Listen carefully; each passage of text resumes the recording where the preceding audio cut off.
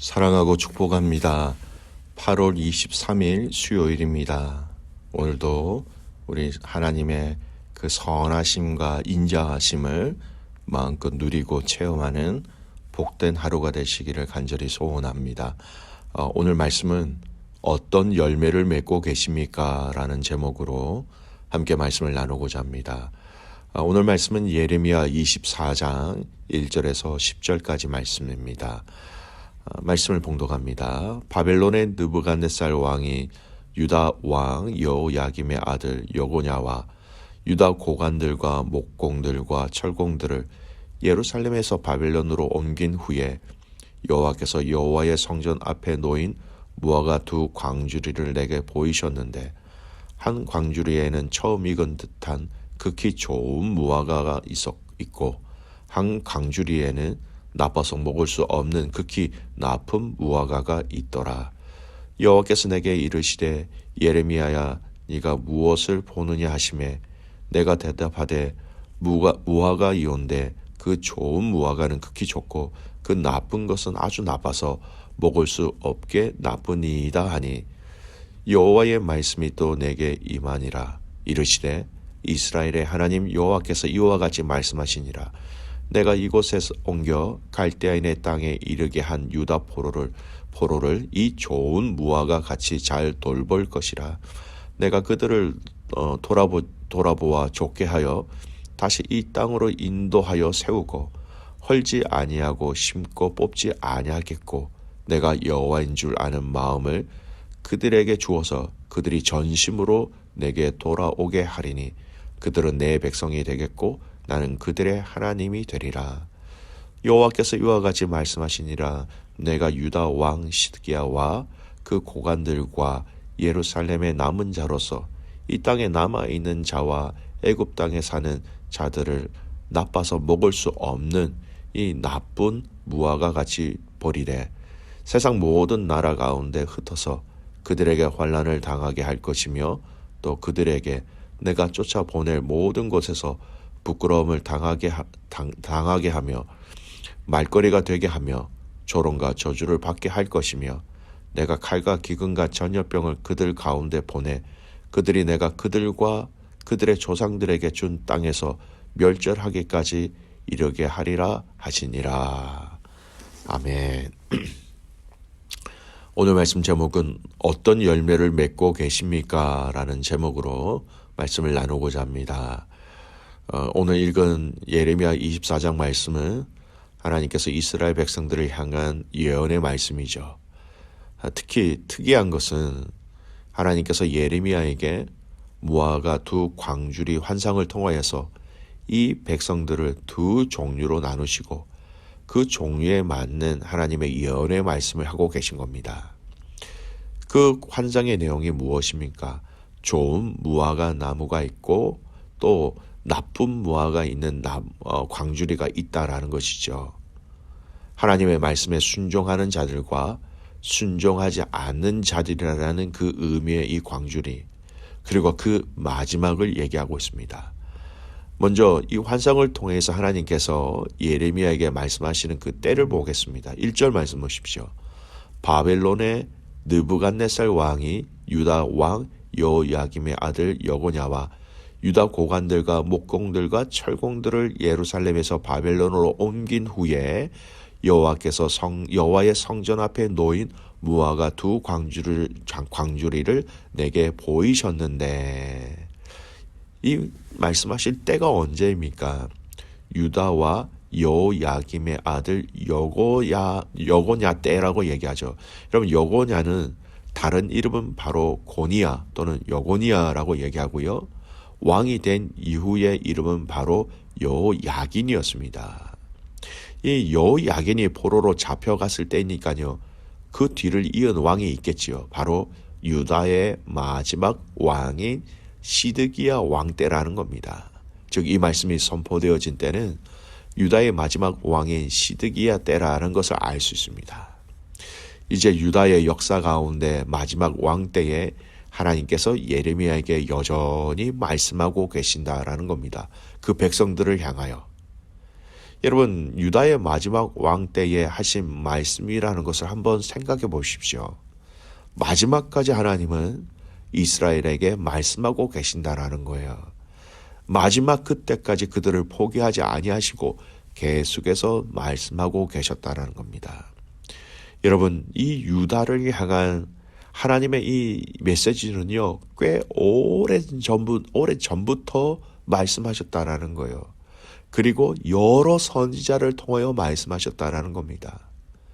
요엘 선지자를 통하여 유다에 대한 메시지를 하나님이 전하셨고, 그 뒤에 나오는 나훔과 이사야 선지자로 이어지면서 더 본격적으로 하나님의 심판과 회복에 대한 메시지를 계속해서 말씀하셨고, 미가, 오바댜, 스바냐, 하박국, 그리고 오늘 우리가 묵상하고 있는 예레미야 선지자에게 이르기까지 여러 선지자를 통하여 말씀하셨다는 겁니다.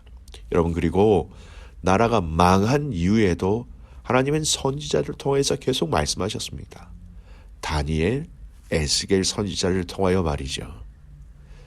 여러 선지자를 통해서 말씀하셨고, 시간적으로 대략 계산해 보면 여러분, 예레미야까지는 약 100년이 넘는 시간 동안 말씀하셨다라는 겁니다.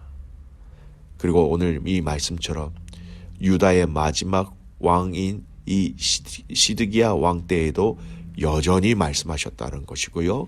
망한 다음에도 다니엘과 에스겔의 선지자를 통하여 하나님은 끊임없이 말씀하셨다는 겁니다. 포기하지 아니하시고 끝까지 말씀하셨고, 하나님이 보시기에 유다가 망한 것이 끝이 아니기에 망한 후에도 다니엘과 에스겔 선지자를 통하여 계속해서 그들에게 말씀하셨습니다. 사랑하는 믿음의 가족 여러분, 오늘 이 본문을 통해서 발견할 수 있는 하나님이 어떤 하나님 되십니까? 마지막까지 말씀하시는 하나님, 끝까지 말씀하고 계신 하나님, 망한 후에도 말씀하셨고, 그 말씀하심은 지금 이 시대를 살아가고 있는 저와 여러분에게까지 이어지고 있다라는 겁니다. 믿음의 성도 여러분, 포기하지 아니하시는 하나님을 오늘 이 본문을 통하여 볼 수 있기를 주님의 이름으로 축복합니다. 나를 향한, 우리 가정을 향한, 우리 교회를 향한, 이 땅에 당신이 피값으로 세우신 그 교회를 향한 포기하지 아니하시는 그 하나님을 오늘도 찬양하고 경배할 수 있는 복된 하루가 되시기를 주님의 이름으로 축복합니다. 두 번째, 환상의 내용을 보겠습니다. 2절 보십시오. 한 광주리에는 처음 익은 듯한 극히 좋은 무화과가 있고, 한 광주리에는 나빠서 먹을 수 없는 극히 나쁜 무화과가 있더라. 이 좋은 무화과 열매가 있는 광주리와 나쁜 무화과 열매가 있는 광주리가 의미하는 것을 하나님이 아주 친절하게 잘 설명해 주십니다. 좋은 무화과 나무가 있는 이 광주리가 상징하는 것이 무엇입니까? 5절 말씀 보십시오.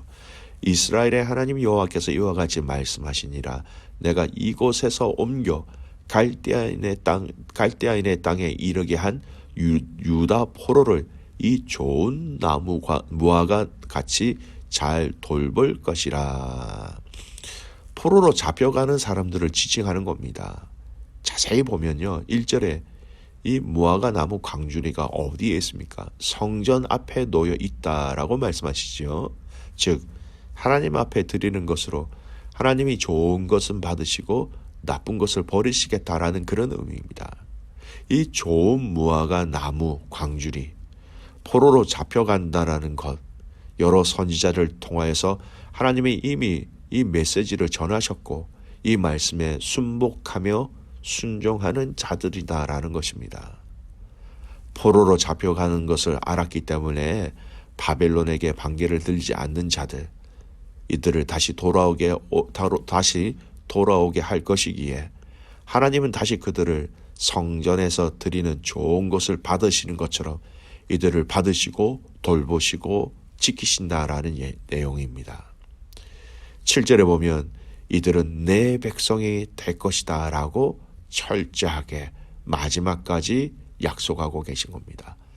반면 나쁜 무화과 나무 광주리는 무엇을 지칭할까요? 8절 보십시오. 여호와께서 이와 같이 말씀하시니라. 내가 유다의 왕 시드기야와 그 고관들과 예루살렘의 남은 자로서 이 땅에 남아 있는 자와 애굽 땅에 사는 자들을 나빠서 먹을 수 없는 이 나쁜 무화과 같이 버리되, 즉 하나님의 예언의 말씀을 청종하지 아니하고 자기들 방식대로 바벨론의 방귀를 들었고 애굽을 의지하였고 또 이들을 피하여서 애굽으로 도망가는 자들, 그리고 싸우다가 망한 그 땅에 살아남은 자들이 바로 나쁜 무화과 열매가 있는 광주리, 그렇게 비유적으로 설명하고 있는 것입니다. 그리고 그들의 마지막은 칼과 기근과 전염병으로 멸절하기까지 이르리라, 이렇게 말씀하신 겁니다. 여러분, 이 좋은 무화과 나무와 나쁜 무화과 나무의 그 열매의 기준이 무엇입니까? 포로로 잡혀가는 거 싫습니다. 마음이 내키지 않습니다. 자존심이 무너지는 일입니다. 정말 받아들이기 힘든 내용이지요. 하지만 하나님의 그 예언의 말씀을 먼저 하셨기 때문에 그 말씀을 따르면서 순종하는 자들을 좋은 무화과 나무 열매로 비유하시면서 그들을 다시 돌아오게 하며 뽑지 않고 그들을 세우시겠다라고 말씀하고 있습니다. 우리가 잘 아는 것처럼 역사적인 결론은 어떻게 됩니까?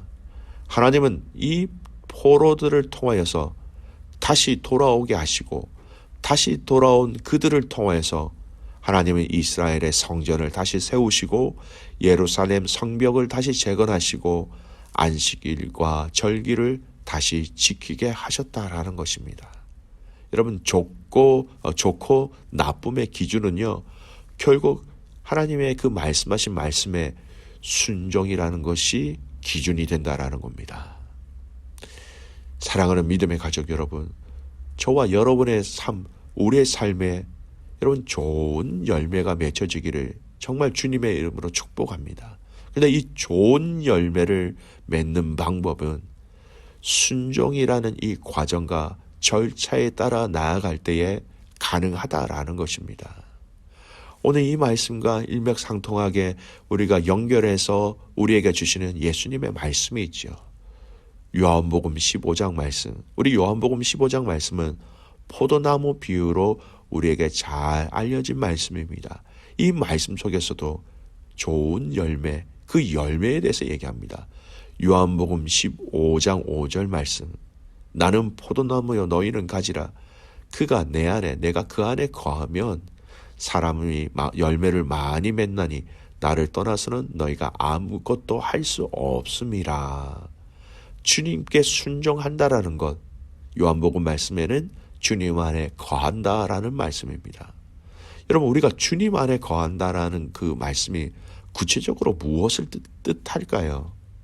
여러 가지 답을 발견할 수 있겠지만 이 요한복음 15장에서 발견할 수 있다면 이것입니다. 주님 안에 거한다라는 것, 7절입니다. 요한복음 15장 7절 말씀. 너희가 내 안에 거하고 내 말이 너희 안에 거하면 무엇이든지 원하는 대로 구하라. 그리하면 이루리라. 열매를 맺는다라는 겁니다.